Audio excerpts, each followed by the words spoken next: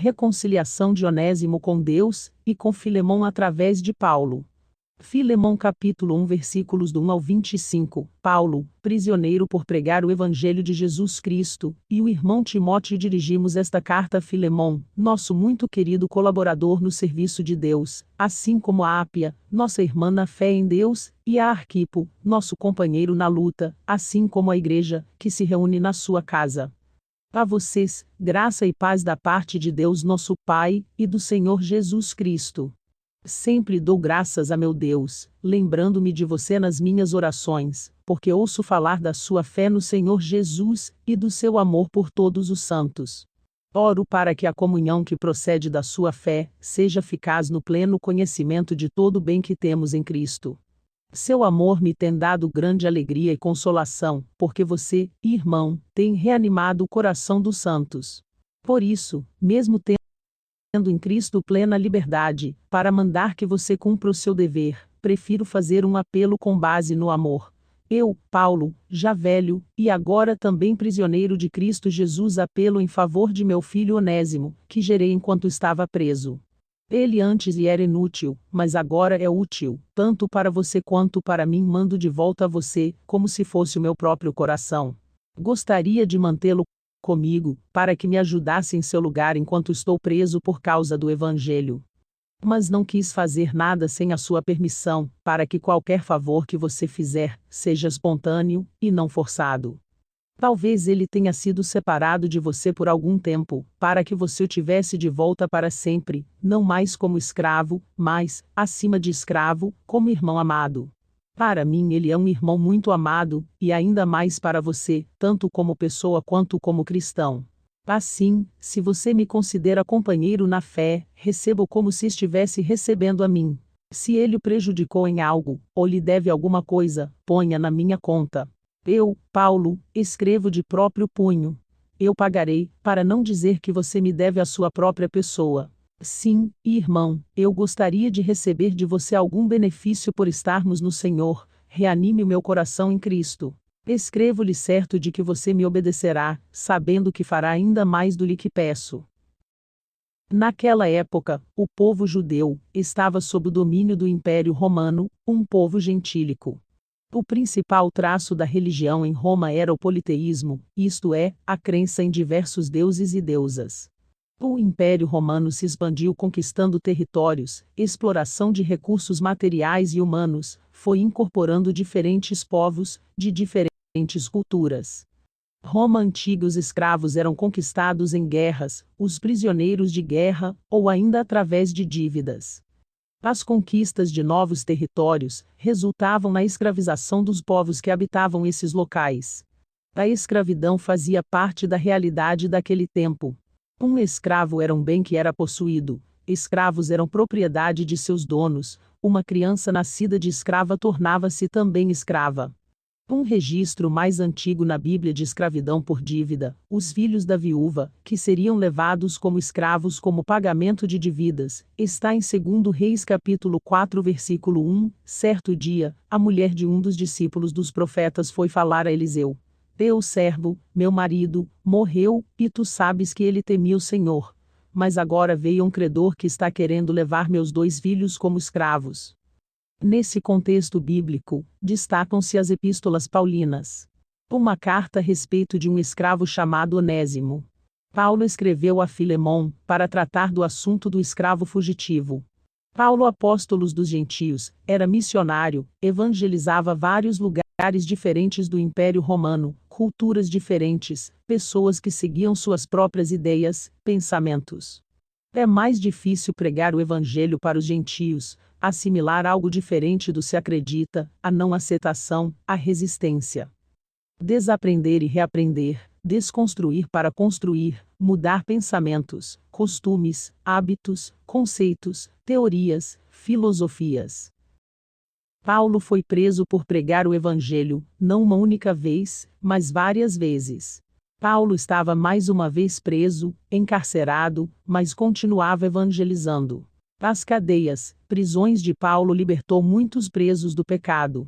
Através de suas viagens missionárias, o apóstolo Paulo plantou várias igrejas, Enquanto estava preso, Paulo escreveu cartas, epístolas Romanos, Gálatas, Efésios, Filipenses, Colossenses, Tessalonicenses, Timóteo, Tito, Filemon, Hebreus, dando suporte aos irmãos das igrejas que ele havia criado. A carta a Filemon é um pedido pessoal de Paulo, a favor de um escravo, de nome Onésimo que pertencia a Filemon. Filemon é a carta mais curta, breve entre todas as cartas de Paulo, e a mais pessoal. Pequena no tamanho, porém grande no seu conteúdo, embora seja uma carta pessoal, ela também é endereçada a toda a igreja. Esta carta é enviada a Filemon, Áfia e Arquipo, bem como a toda a igreja que se reunia na casa de Filemon.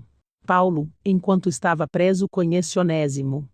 Paulo conhecia o dono de Onésimo, um escravo, que era justamente o escravo de Filemon, que era um cristão que morava em Colossos. A casa de Filemon servia como local de reuniões, cultos. Essa comunidade cristã foi fundada por Paulo. Filemon era irmão em Cristo de Paulo. Filemon se tornou cristão por intermédio da evangelização de Paulo. Onésimo havia fugido de Filemon e ido para Roma. Onésimo vem a ter um encontro com Paulo nestas condições, e parecendo ser uma grande coincidência, justamente um conhecido, um amigo de seu Senhor, mostra os caminhos sábios e de Deus para cumprir seus propósitos. Eclesiastes capítulo 7 versículos do 2 ao 5, é melhor ir a uma casa onde há luto, do que a uma casa em festa, pois a morte é o destino de todos, os vivos devem levar isso a sério. A tristeza é melhor do que o riso, porque o rosto triste melhora o coração, é melhor ouvir a repreensão de um sábio, do que a canção dos tolos. O velório pode ser bem edificante, considerando a morte nos faz considerar a vida. Considerar sobre a vida, e sobre as nossas atitudes, tem muito em que se pensar, refletir, melhorar, consertar, mudar, arrepender, voltar para Deus. Pensar em coisas mais elevadas, mais profundas e significativas. A festa não provoca esse tipo de reflexão mais profunda. Dependendo da festa, falam-se mentiras, vanglórias, vaidades, atitudes mesquinhas, egoístas, traições, conspirações, drogas, álcool, cigarros. Nesse contexto é melhor ir a um velório. A dor às vezes nos ensina a sermos pessoas melhores, não que devamos ser tristes, infelizes. A canção do tolo fala tudo que agrada, que satisfaz a vaidade do ego, como satisfaz não busca melhora, não se tem percepção, fica tudo na mesma, não traz melhora, solução, resposta. Onésimo, o escravo que fugiu para o local onde Paulo estava em prisão domiciliar em Roma, enquanto preso, pôde receber visitas. Paulo foi preso em Jerusalém, apelou a César, o apóstolo dos gentios teve que ir para Roma, a viagem foi feita de navio, ele enfrentou uma tempestade com ventos contrários, o navio naufragou na ilha de Malta, 276 náufragos, Paulo de lá seguiu para Roma. Em Roma o apóstolo foi autorizado a morar em sua própria casa alugada, prisão domiciliar, sob constante vigia, guarda, soldado romano. 3 dias depois de Paulo ter chegado a Roma, mandou chamar alguns chefes judaicos. Paulo pregou a eles sobre Jesus e o reino de Deus. Alguns creram e se tornaram cristãos, mas outros não. Os ventos contrários, o naufrágio, a prisão não foi empecilho para que Paulo divulgasse a palavra de Deus. Por amor ao Evangelho, Paulo passou por confrontamentos com autoridades políticas e religiosas, por perseguições, humilhações, injustiças, perigo de morte, em perigos nos rios, perigos no março, em perigos de salteadores, perigos no deserto, perigos entre os falsos irmãos, apedrejamento, açoites, cárceres. Deus pode estar presente nas circunstâncias mais adversas e gerar grandes milagres, conversões, libertações, salvação. Aquilo que nos parecia perda é ganho, Deus reverte situações humanamente impossíveis. Paulo não podia alforriar, libertar a Onésimo, por pertencer a Filemon, que tinha o direito legal de punir Onésimo, inclusive com a morte. Onésimo poderia sofrer a pena, como um escravo fugitivo se fosse pego. Paulo não queria que ele vivesse como um fugitivo, nem corresse risco de morte. Dessa forma, Onésimo, na condição de escravo, tinha uma dívida segundo a lei vigente. Então Paulo intercedeu pela vida do escravo Onésimo, para que o Filemon o recebesse de volta não mais como um escravo, mas como irmão amado, que não o penalizasse. Através da carta, Paulo espera mudar essa relação de dominação e desigualdade através do amor em Cristo. E aproveita o momento em que está preso para demonstrar que a palavra de Deus é livre.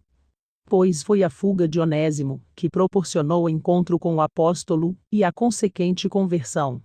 Filemon não tinha evangelizado Onésimo, a reunião da igreja era na casa de Filemon.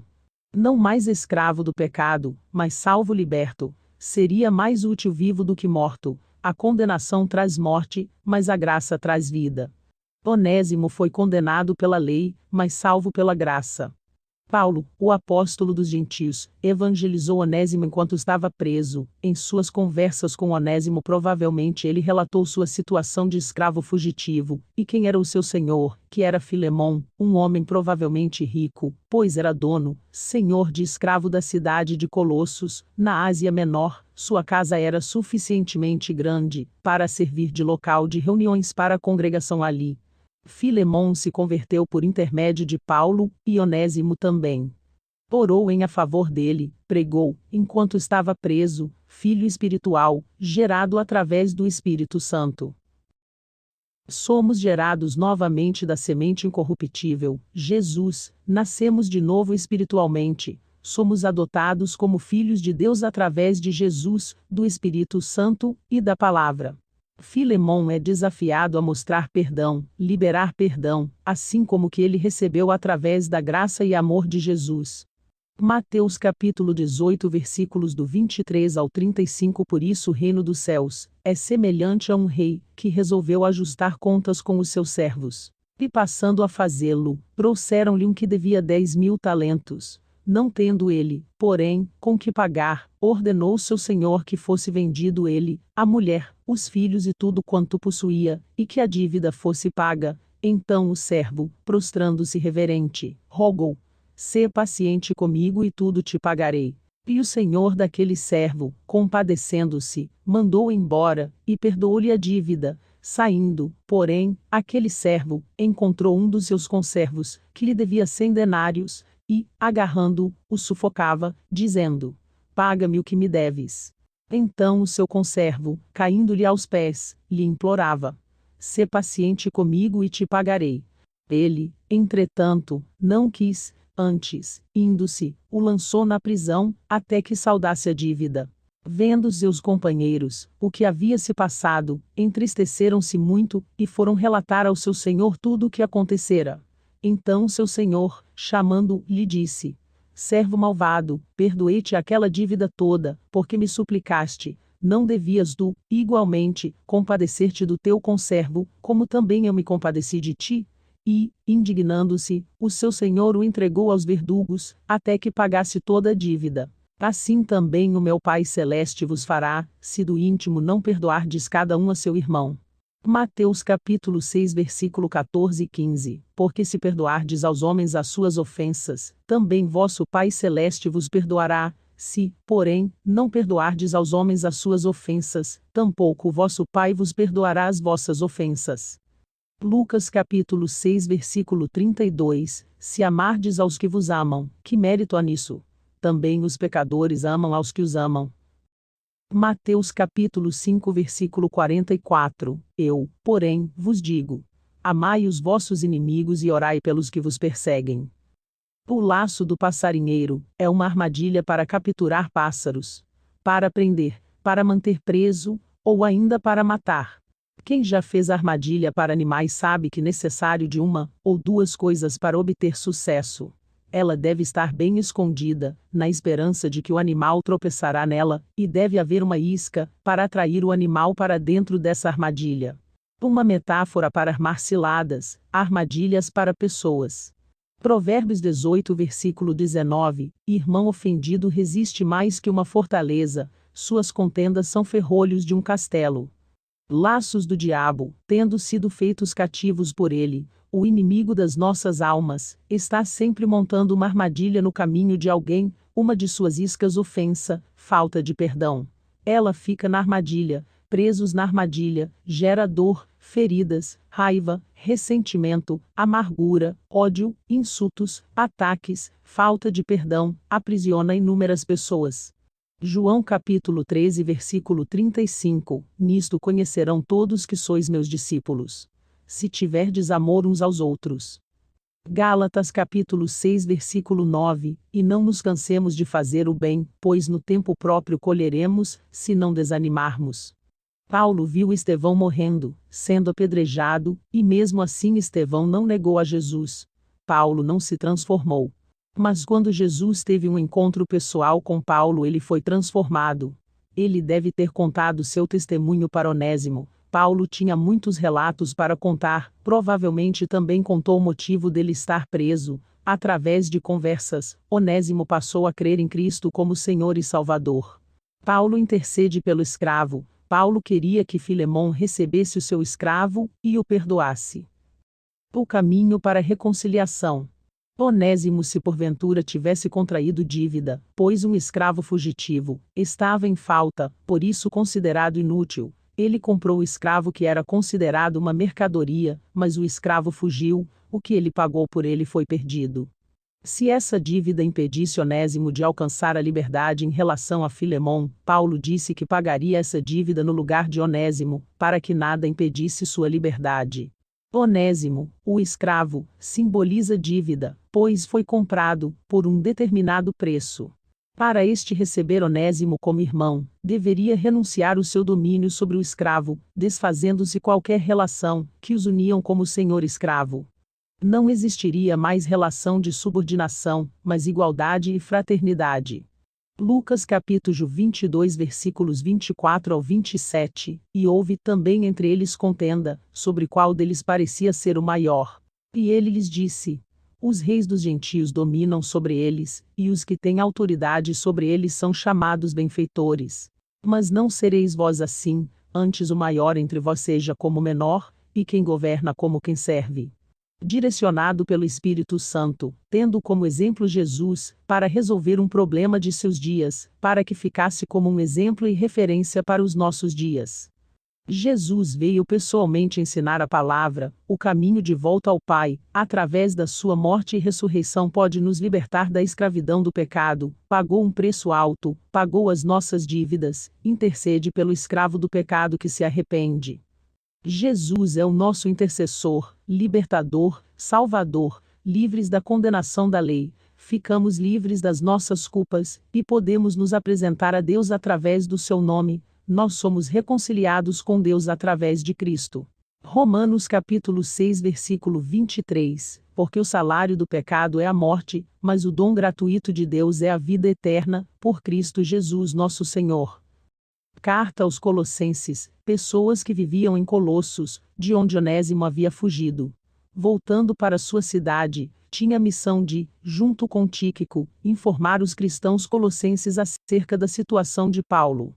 Colossenses capítulo 4 versículos 7 ao 9, Tíquico lhes informará todas as coisas a meu respeito. Ele é um irmão amado, ministro fiel e cooperador no serviço do Senhor. Eu o envio a vocês precisamente com o propósito, de que saibam de tudo, o que se passa conosco, e para que ele fortaleça os seus corações ele irá com Onésimo, fiel e amado irmão, que é um de vocês. Eles irão contar-lhes tudo, o que está acontecendo aqui. Onésimo estava fugindo de um senhor que era humano, falho, pecador, injusto, não era igual aos outros senhores de escravos ímpios, mas mesmo assim, era humano, falho, pecador. Eclesiastes capítulo 8 versículo 9, tudo isso vi quando apliquei o meu coração, a toda obra que se faz debaixo do sol, tempo há em que um homem tem domínio sobre outro homem, para a desgraça sua. Onésimo fugiu do seu senhor, para viver a vida governando a si mesmo. Há muitos de nós fugindo do Senhor Deus, de conhecê-lo, de andar com ele, de obedecê-lo. Ao contrário do inimigo de nossas almas, e do ser humano, Deus é bom. É um Senhor perfeito, amoroso, que cuida, defende, protege, livra, socorre, sustenta, abençoa. Diante de Deus todos os homens foram rebeldes, como Onésimo devemos voltar para Deus. Nós fomos criados por Deus, pertencemos a Deus. Adão e Eva fugiram do governo de Deus, Adão e Eva foram os primeiros fugitivos. Fogem da presença de Deus quando pecam, tentam esconder de Deus e do que fizeram. A desobediência revelou a nudez, perceberão que estava nus, mas já estavam nus. O pecado mostra nossa nudez, mostra como realmente somos, nossas imperfeições, misérias, ficamos expostos, nus, mostrando nossos pecados, nossas falhas. Ficamos envergonhados. Gênesis capítulo 3 versículos 7 e 8. Então foram abertos os olhos de ambos, e conheceram que estavam nus, e coseram folhas de figueira, e fizeram para si aventais. E ouviram a voz do Senhor Deus, que passeava no jardim pela viração do dia, e esconderam-se Adão e sua mulher da presença do Senhor Deus, entre as árvores do jardim. João capítulo 3 versículos 20 e 21. Porque todo aquele que faz o mal odeia a luz, e não vem para a luz, para que as suas obras não sejam reprovadas, mas, quem pratica a verdade vem para a luz, a fim de que as suas obras sejam manifestas, porque são feitas em Deus. Salmo 139 versos 7 a 12. Para onde mirei do teu espírito, ou para onde fugirei da tua face? Se subir ao céu, lá tu estás. Se fizer no inferno a minha cama, eis que tu ali estás também. Se tomar as asas da alva, se habitar nas extremidades do março, até ali a tua mão me guiará, e a tua destra me susterá. Se disser, de certo que as trevas me encobrirão, então a noite será luz à roda de mim. Nem ainda as trevas me encobrem de ti, mas a noite resplandece como o dia, as trevas e a luz são para ti a mesma coisa. Caim, o primeiro ser humano. Caim se aproximar de Deus, mas queria fazer as coisas do jeito dele. Em que tipo de estrada da vida Caim andava? Quais são as marcas desse caminho? As marcas desse caminho se revelam a partir do momento em que os dois irmãos se apresentam diante de Deus. Deus aceitou a oferta de Abel e rejeitou a de Caim. Oferta boa ou má, ação de oferecer, oferecimento, o que oferecemos como ser humano? Quem somos? Nossas atitudes, comportamento, conduta, caráter bom ou mau. Caim tinha inclinação para o pecado, deixou dominar-se pelo mal, pelo pecado, ira, inveja, orgulho, mentira, astúcia, ardil, armadilha, assassinato. Gênesis capítulo 4 versículo 7. Se bem fizeres, não é certo que serás aceito? E se não fizeres bem, o pecado jaz à porta, e sobre ti será o seu desejo, mas sobre ele deves dominar. 1 João capítulo 3 versículo 11 e 12. Porque esta é a mensagem que ouvistes desde o princípio, que nos amemos uns aos outros. Não como Caim, que era do maligno, e matou a seu irmão. E por que causa o matou? Porque as suas obras eram más, e as de seu irmão justas. Hebreus capítulo 11 versículo 4. Pela fé Abel ofereceu a Deus um sacrifício superior ao de Caim. Pela fé ele foi reconhecido como justo, quando Deus aprovou as suas ofertas. Embora esteja morto, por meio da fé ainda fala. Mesmo depois de morto, o comportamento de Abel ainda dá testemunho através da Bíblia, nos influencia ao bom testemunho. Caim se tornou fugitivo e errante sobre a terra, errantes espirituais. Tem muitos fugitivos e errantes pela terra. Como fugitivo de Deus, o homem insiste em manter-se rebelado contra Deus. A restauração de uma vida começa a partir do momento em que esta pessoa decide voltar para Deus, andar em obediência. Onésimo fugiu como escravo e retornou como parte do corpo da Igreja de Cristo.